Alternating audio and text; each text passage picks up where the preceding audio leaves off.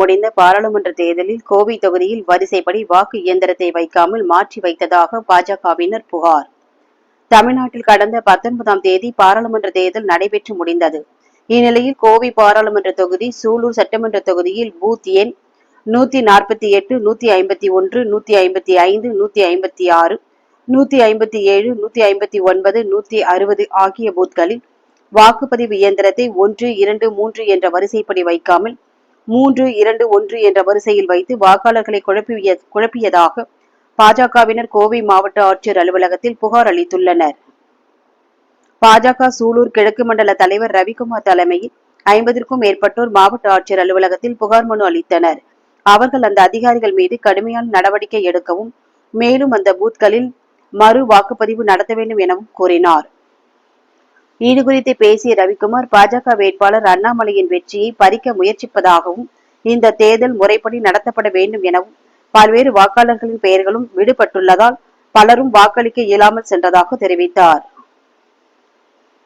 Order வரிசைப்படி voting machine வைக்காம வாக்காளர்களுக்கு குளறுபடி ஏற்படுத்தணும். இந்த தேர்தலில் அண்ணாமலை அவர்கள் பெருவாரியான ஓட்டு வித்தியாசத்தில் ஜெயிப்பார் என்று இருந்த போதும் அவருடைய வெற்றியை தடுக்கும் வகையில் ஏதாவது ஒரு குளறுபடி செய்து வாக்காளர்களை திசை திருப்பி அவர் கிடைக்க வேண்டிய வெற்றியை தடுக்க வேண்டும் என்று அதிகாரிகளும் சேர்ந்து நடத்திய முறைகேடான தேர்தல் இது என்பதை நாங்கள் அங்கேயே பதிவு செய்து, எதற்காக இந்த ஆர்டர் பிரகாரம் இல்லாமல் 1, 2, 3 என்கிற ஆர்டரை 3, 2, 1 என்கிற விதத்தில் மாற்றி அமைத்தது எதுக்காக என்று கேட்கும் பொழுது முறையான பதில் இல்லை.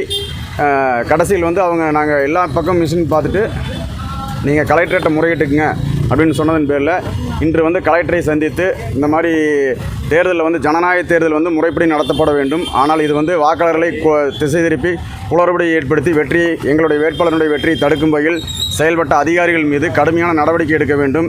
வருகின்ற காலங்களிலாவது ஜனநாயக முறைப்படி தேர்தலை நடத்த ஏற்பாடு செய்ய வேண்டும் என்பதை வலியுறுத்தி மனு அளித்துள்ளோம். மேலும் எங்கள் சூலூர் பேரூராட்சியில் பார்த்திங்கன்னா 1000க்கும் மேற்பட்ட வாக்காளர்கள் டிலேட்டட் என்கிற ஒரு காரணத்தை சொல்லி அவங்களை திருப்பி அனுப்பிவிட்டார்கள். இது சம்பந்தமாக எங்களுடைய வேட்பாளர் அண்ணாமலை அவர்கள் பூத்துக்கு ஆய்வுக்கு வந்தபோது ஒரு பெண்மணி என்னுடைய எல்லா ஆதார் கார்டு, ஓட்டர் ஐடி எல்லாம் இருந்தும் டிலேட்டட் என்கிற வாக்காளர் லிஸ்ட்டில் டிலேட்டட் என்று வந்ததால் அவரிடம் முறையிட்டார். அவர் அதை என்னிடம் கொடுத்து சரிபார்க்க சொன்னதன் பேரில் நான் கேட்ட பொழுது டிலேட்டட் என்று வந்தால் ஓட்டளிக்க முடியாது, எங்களால் ஒன்றும் செய்ய முடியாது என்று கூறி தட்டி கழித்து விட்டனர். இதனால் இது மாதிரியான பல வாக்காளர்கள் ஒரு பூத்துக்கு 100 பேர்த்துக்கும் மேற்பட்டது, ஆயிரக்கணக்கான பேர் சூலூர் பகுதியில் மட்டுமே வாக்களிக்க முடியாமல் திரும்பி சென்றது மிகப்பெரிய ஒரு வருத்தத்தை அளிக்கிறது. ஜனநாயக திருவிழா தேர்தல் ஆணையம் 100% வாக்குப்பதிவை உறுதி செய்வதற்காக எத்தனையோ முயற்சி எடுத்தாலும் ஓட்டர் லிஸ்ட்லேயே குளறுபடியில் இருப்பது அவர்களை வாக்களிக்க செய்ய முடியாமல் செய்திருப்பது மிகவும் வருத்தத்துக்குரிய செய்து, அடுத்த முறை இது இந்த மாதிரி நிகழ்வு இல்லாமல் நடக்காமல் பார்த்துக்கொள்ள வேண்டியது என்று கலெக்டரிடம் மனு கொடுத்துள்ளோம். இது சம்பந்தமாக ஆலோசித்து மாநில தலைவர் ஒப்புதலை பெற்று அடுத்தபடியாக போராட்டங்களை செய்ய அறிவித்துள்ளோம்.